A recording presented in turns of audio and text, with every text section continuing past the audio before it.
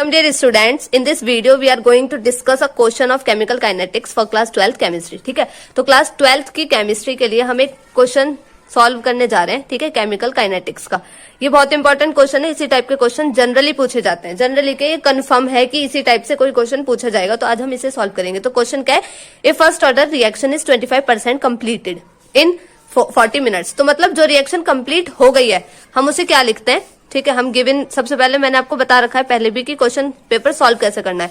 उसकी लिंक मैं description box में दे दूंगी, आप वहां देख लेना कि हम क्वेश्चन सॉल्व कैसे करते हैं. ठीक है, तो गिवन क्या क्या है, हमें 25% कंप्लीशन हमें गिवन है, तो आर नोट गिवन है मतलब. ठीक है, तो आर नोट कितना गिवन है हमें 25%. फिर क्या है, टाइम दे रखा है हमें 40 मिनट्स. तो हमारा जो टी है, टी इक्वल्स टू 40 मिनट्स. ठीक है, टी हमारा 40 मिनट्स है.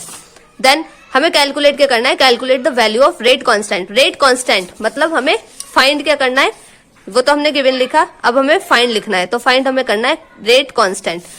अच्छा, तो ये फर्स्ट ऑर्डर रिएक्शन है, तो के फॉर फर्स्ट ऑर्डर रिएक्शन. आप वहां पर राइटिंग अच्छी लिखना. ठीक है, ये मैं समझाने के हिसाब से ऐसे थोड़ा लिख रही हूँ, बट आप राइटिंग अच्छी लिखना. तो पूछा in what time will the reaction be completed 80%. मतलब 80% रिएक्शन कब कंप्लीट होगी. 25 अगर 40 मिनट्स में कंप्लीट हो रही है तो 80% रिएक्शन कब कंप्लीट होगी, हमें कुल मिला के फाइंड ये करना है. तो हमें 25 के लिए तो गिवन है, तो हम पहले 25 को लेकर के निकालेंगे. ठीक है, तो के इक्वल्स टू क्या होता है फर्स्ट ऑर्डर के लिए 2.303 upon T log are naught upon R T. अब इसमें हमें आर टी नहीं पता. ठीक है, आर नोट तो हमें पता है बट आर टी नहीं पता, तो आर टी कैसे निकालते हैं. आर टी इक्वल्स टू, जैसे 25 खत्म हो गई, बची कितनी 75, तो 75 upon 100 R naught. R naught का 75 अपॉन 100 आर नोट. आप इस चीज को चाहे याद कर लीजिए, रट लीजिए, कुछ भी कर लीजिए, बट आपको क्या करना है, आर नोट जो है उसे पहले 100 में से माइनस करिए तो 75 आ गया, देन अपॉन 100 और आर नोट. ठीक है, 25% कंप्लीट हो गई है, तो आर टी कैसे निकालेंगे 75 अपॉन आर नोट. ठीक है, 75 अपॉन 100 इंटू आर नोट. ये अपॉन 100 क्यों है, क्योंकि हमें परसेंट हटाना है. ठीक है, सिर्फ इतना लॉजिक है इसका. तो के इक्वल्स टू 2.303 अपॉन टी. ठीक है, देन हमारे क्या हो गया लॉग. अब ये आर नोट है, आर नोट अपॉन 1 लेकर आर टी की वैल्यू क्या है 75 अपॉन 100 आर नोट. इन्हें हम काटेंगे पीटेंगे तो ये क्या हो जाएगा 3/4. आर नोट से आर नोट कट गया, तो ये क्या हो गया हमारा के इक्वल्स टू 2.303 अपॉन टी की वैल्यू कितनी गिवन है, हमें टी गिवन है 40 मिनट्स. ठीक है, 25% के लिए अभी हम कर रहे हैं, तो 40 इंटू लॉग 4/3. ठीक है, तो हमें लॉग की वैल्यूज गिवन होती है, बट आप याद कर लें तो बेटर है. बट इसमें हमें लॉग की वैल्यू गिवन है, वो है हमारी 0.477, ये लॉग 3 की, और ये है 0.6 हमारी लॉग 4 की. ठीक है, तो k equals to 2.303 upon 40 into log 4 की वैल्यू हमारी क्या थी 0.6, इतनी लिख लेते हैं. और लॉग 3 की हमारी वैल्यू कितनी थी 0.4. ठीक है, ये हमारी लॉग 3 की थी. तो अब पॉइंट से पॉइंट हटा, 2 3 जो 6 एंड 2 2 जो 4, तो 3/2 हो गया ये. ओके, अभी सिंपल 3/2 हो गया है. तो अब क्या करना है, हमें यहां से लिख लेते हैं k equals to 2.303 upon 40 into 3/2. ठीक है, तो इस 2 से ये कटेगा तो 1.151. ठीक है, कुछ इस तरीके से आएगा. तो जो कुल मिला के हमारा जो के आ जाएगा, हमारी के की वैल्यू आ जाएगी 0.0072. ठीक है, ये हमारी के की वैल्यू हो गई. ओके, ये हमारी के की वैल्यू हो गई.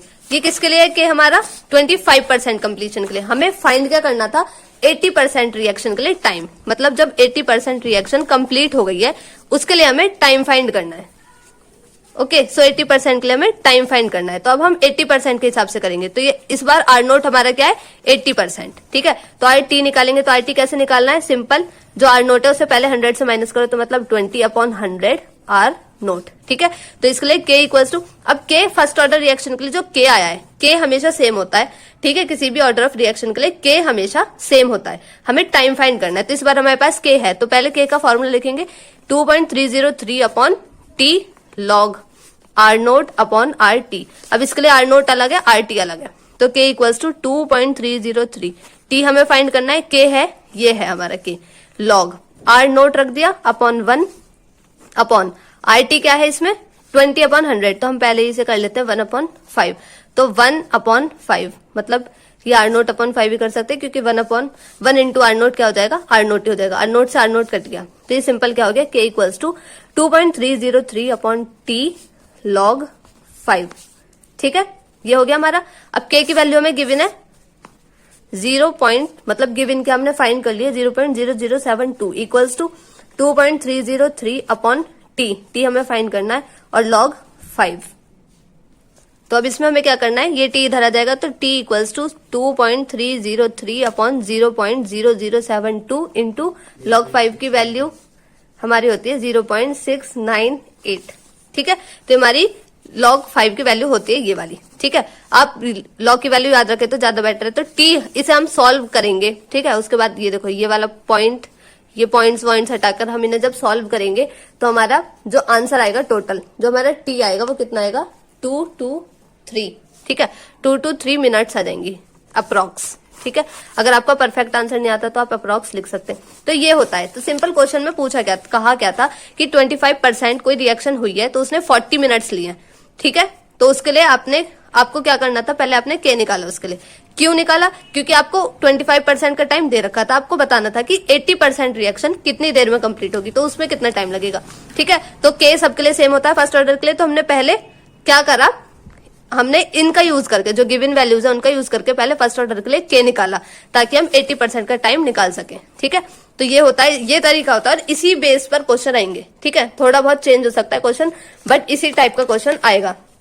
तो आपको सारी चीजें याद रखनी है, फॉर्मूले याद रखने हैं, बस और कुछ नहीं। ठीक है, तो इस तरीके से क्वेश्चन करना है। All the best for your chemistry exam. I hope आपको समझ आएगा। Please like, share and subscribe. Thank you, have a nice day.